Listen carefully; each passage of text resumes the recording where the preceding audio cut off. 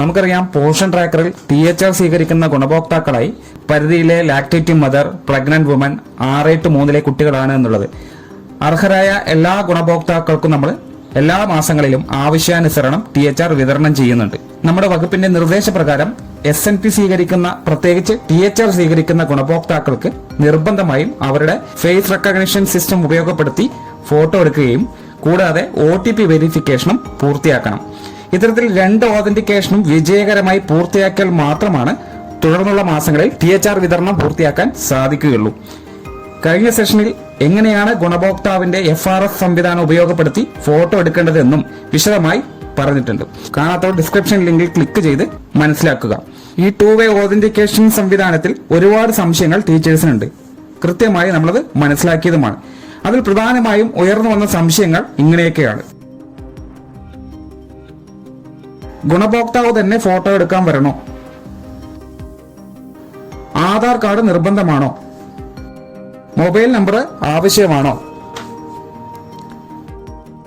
പ്രസവിച്ചു കിടക്കുന്ന ഗർഭിണികൾ എഴുന്നേറ്റ് വരണോ? 6-3 കാറ്റഗറിയിലെ കുട്ടികളുടെ ഫോട്ടോ ആണോ എടുക്കേണ്ടത്?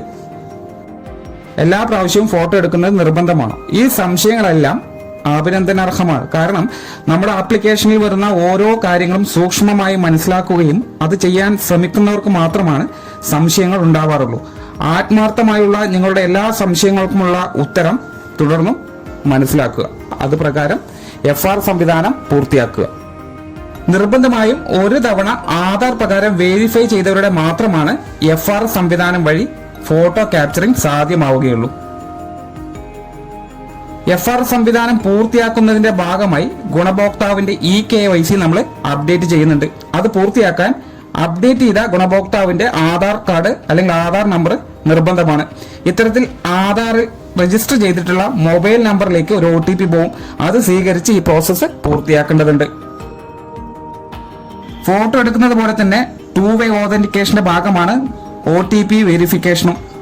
ആയതിന് ഗുണഭോക്താവിന്റെ നിലവിൽ ആക്റ്റീവ് ആയിട്ടുള്ള ഒരു മൊബൈൽ നമ്പറാണ് ഉപയോഗപ്പെടുത്തേണ്ടത്. ഓർക്കുക, THR എന്നത് ടേക്ക് ഹോം റേഷനാണ്.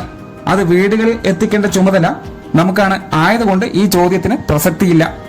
6-3 കുട്ടികളെ പോഷൻ ട്രാക്കർ രജിസ്റ്റർ ചെയ്യുന്ന സമയം അമ്മയുടെയോ അല്ലെങ്കിൽ അച്ഛന്റെയോ അല്ലെങ്കിൽ രക്ഷിതാവിന്റെയോ ആധാർ ഉപയോഗപ്പെടുത്തിയായിരിക്കും നമ്മൾ വെരിഫൈ ചെയ്തതെങ്കിൽ ഇത് പ്രകാരം ആരുടെയാണ് എന്നുള്ളത് നമുക്ക് കൃത്യമായി കാണാൻ സാധിക്കും.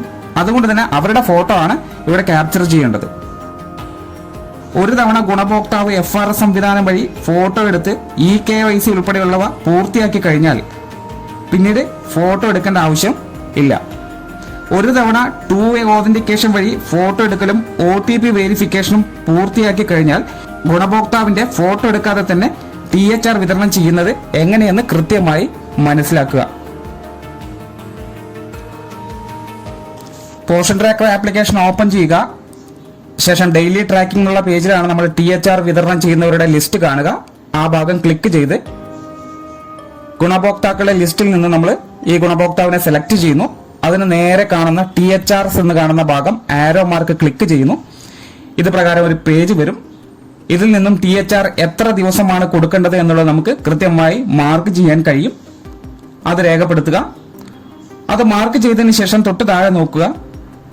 ഇവിടെ വെരിഫിക്കേഷൻ മെത്തേഡ് എന്ന് കാണും. ഈ ഭാഗം കൃത്യമായി ശ്രദ്ധിക്കുക. ഈ വെരിഫൈഡ് എന്ന് കാണുന്നവിടെ ആ കുട്ടിയുടെ അമ്മയുടെ ആണോ അല്ലെങ്കിൽ ഈ പറയുന്ന ഗുണഭോക്താവിന്റെ ആണോ എന്നുള്ളത് നമുക്ക് ഇത് പ്രകാരം മനസ്സിലാക്കാൻ സാധിക്കും.